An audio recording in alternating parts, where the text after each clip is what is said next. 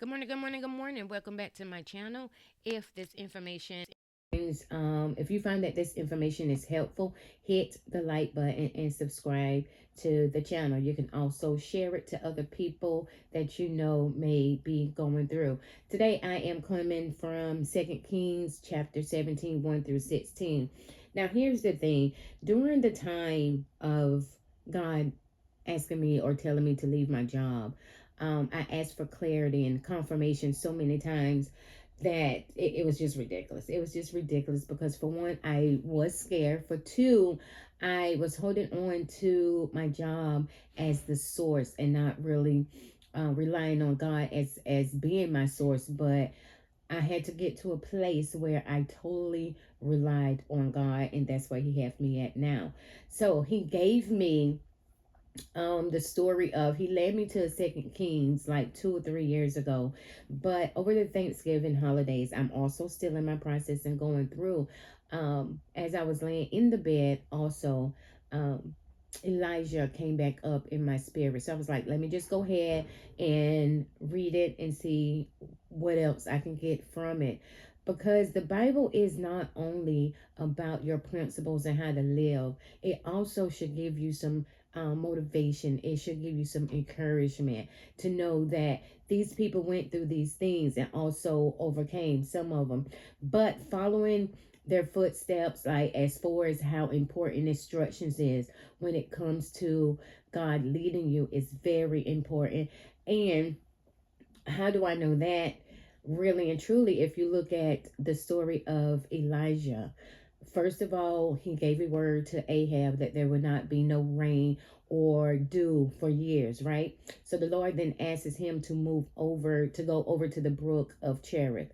And that's where he reside for for a while. He resided there until the brook dried up. But here's the thing, in the midst of him going, in the midst of him being there in that isolated place, right? God provided for him. God allowed ravens, which is a nasty bird, he allowed those birds to feed him day and night, meat and bread. And he also drank from the brook for his water. So even though he was in this isolated place where God had instructed him to go, he still was provided for. And then when the brook dried up, God sent him to this widow woman. And her story also for me, because I'm a single mom and I know what it is to be in lack and all these other things. I really had to dig deep about what were her feelings, or what was Elijah feeling when he went to the brook. Did he honestly know that God really was going to provide for him? For me, when you're studying, you're not just studying to try to get something so you can take it to God and say, God, if you do this, can, like a give and take thing, like materialistic stuff. You're reading the Bible to help you and to help others, but to also know how to live, so you can help other people get from A to B to C, and allowing them to know, hey, read Elijah, the story of Elijah. That should pick you up. That should allow you to know that you can get over, or you're going to get through. If God provided for Elijah with ravens day and night, surely he can do the same thing for me and you. So over the weekend, the Thanksgiving weekend, I went through and picked out different little things. So my notes on that is this right here. For me, I had to think about what I'm going through at this present time. And some of us right now, our resources are drying up, our finances are drying up, um, and you don't know what to do, and you don't know what's next. And that's why it is so vital to read Elijah 17, because at the end of the story, the lady, the widow, the lady, her resources continue throughout the family. It continue. So God often provides in unlikely places, right? The word of the Lord came to Elijah to go, and he did just that. He went. He didn't give a pushback. He didn't, from the Bible, he didn't give pushback. He didn't ask questions. He did go. I have directed a widow there to supply your food. And that's the widow woman, right? Elijah was sent to a widow woman, not a wealthy family. We have to look at that. Elijah was sent to a family that was already in lack. So people like us today are like, well, God, why would you send me to a person that can't help me? So that's why you have to be careful about the people that God sends you to, because you're looking on the outside, not knowing exactly how God is going to bless you and that person. You're looking at that person as if this person can't help me, so why would God send me there? But maybe you're helping that person that He sent you to. Sometimes God sends us help through unexpected people and unexpected situations. You may feel like you have nothing to offer, but God sees value and purpose in you. And that's the thing. A lot of times we feel like we don't have anything to offer other people, but you don't know exactly what you have to offer another person until you actually meet with that person and see their situation and what they're going through. And it's not always about you needing help. You don't know what service you are to that person, right? So even when it feels like you're the least likely person to survive in this season that you're in right now, in the season that I am in, God already has a plan for our situation with thy name on it. He already has a plan.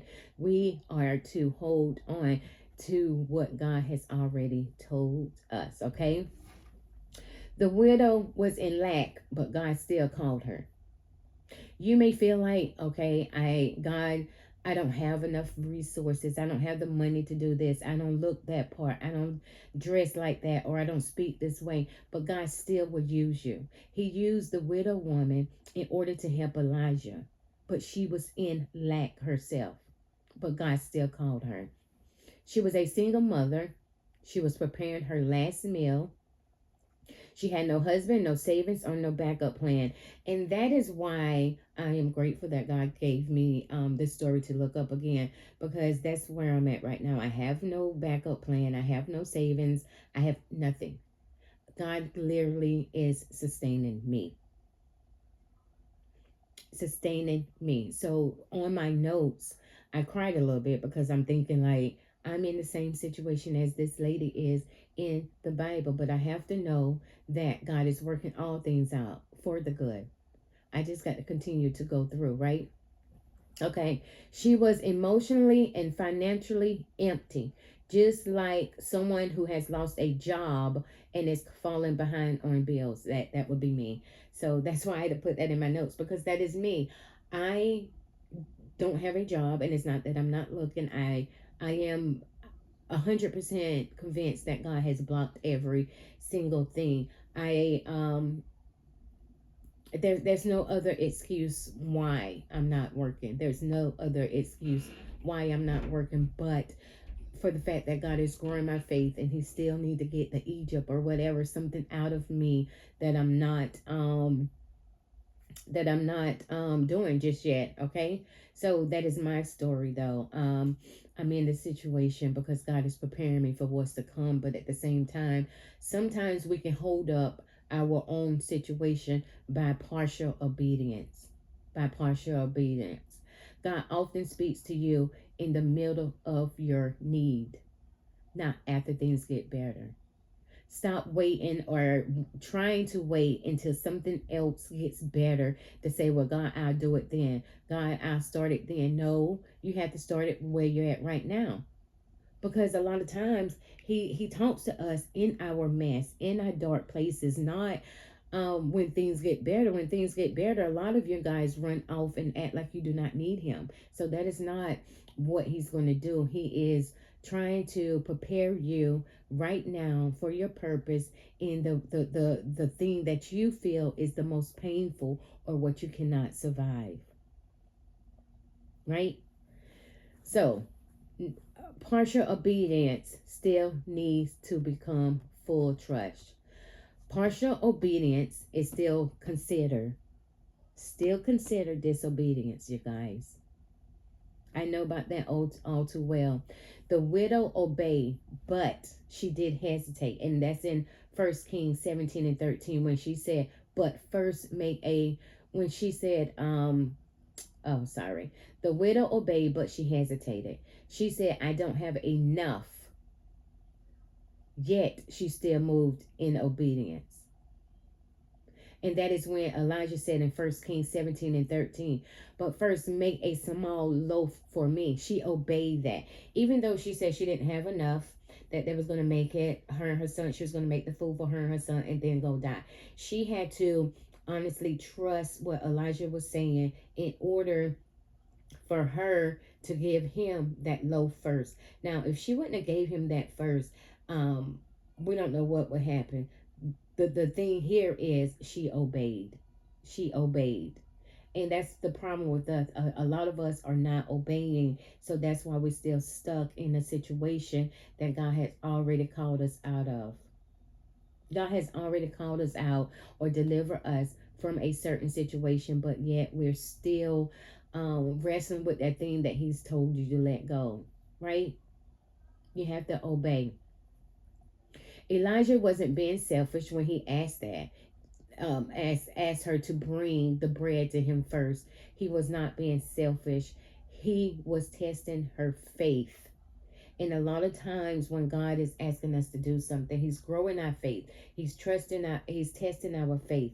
He's giving you a chance to allow the Holy Spirit to work in you and to empower you to do the thing that He's called you to do. Right?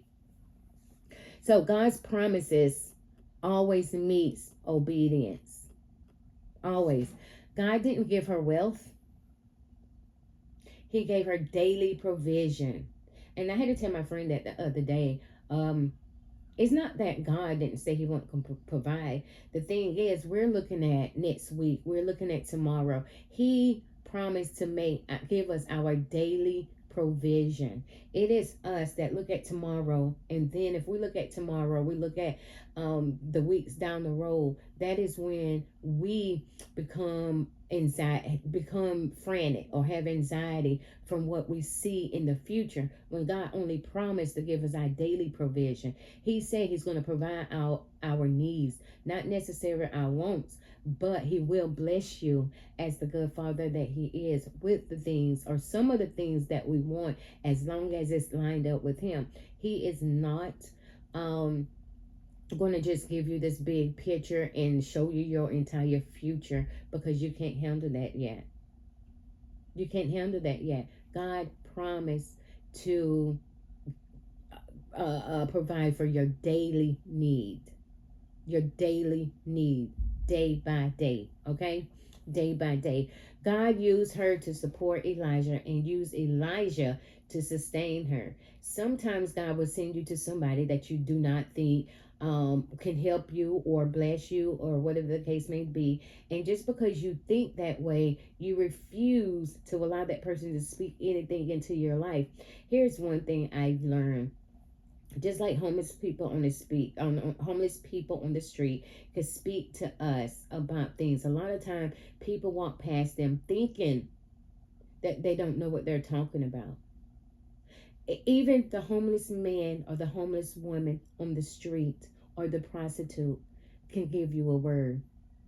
You don't have that right to say who God can and cannot use. You don't have that right. Okay, when you obey in a season of lack, God can turn your smallest seed into your greatest testimony. You may feel empty right now, but God is getting ready to turn your not enough into more than enough. But here's the thing, you have to believe that, and you also have to be doing something. You got to give some movement. You cannot just sit here and think that God is just going to bless you while you're sitting. That's not how it works. You got to give movement, even if it's not out the door. You got to get up and be getting whatever it is He told you to do. You got to be getting plans. You got to get disciplined about your walk and your journey. A lot of us are saying we're waiting on God, but we're waiting on God with no movement. And God doesn't come to people with absolutely no movement. Now, He will make you your inner self will get frustrated, miserable, and it'll push you into a moving situation, but you got to get moving. We feel empty because we're not walking or working on our purpose. You're frustrated because you're not in your purpose. You're frustrated because you don't know what to do, but at the same time you do know what to do. And I'm talking low because they're in there painting painting. So if you are behind on your bills, if you're unemployed, if you're confused, tired, and scared, God is not punishing you. He is positioning you for a miracle of provision. And you have to believe that and know that in your heart, that everything that's going on, God sees, God knows. As in, what is it that you're trying to, that He's trying to teach you in this season? What is it you may let go? Are you in partial obedience? And just like the widow, God will meet you exactly where you are and multiply what you have left. God will multiply what you have left. We just have to believe that. And for me, I have to read and read over my notes because I need it for me. Like I said, I don't have a job. I don't have anything. I can't even go in the store and just buy a drink, okay? But I didn't put me here. God put me here. God turns not enough into overflow. And you have to know that He does. Her little became a blessing for her household. God used her to support Elijah and used Elijah to sustain her. Those are important things for you to remember. The next time you run into somebody and you're like, this is not the person God is sending to help me, you don't know that. And it's not even all the time that you're getting the help. It's God sending you to help that person. Whether it's a word, motivation, encouragement, whatever the case may be. So until next time, if you actually find this information helpful, hit the like button, subscribe. And like I said, I'm whispering because they're painting in there. And yeah, I got the TV on in there, but I don't know if they can hear me or not, but they're painting in there. So that's why my voice sounds so low today. But until next time, have a good one.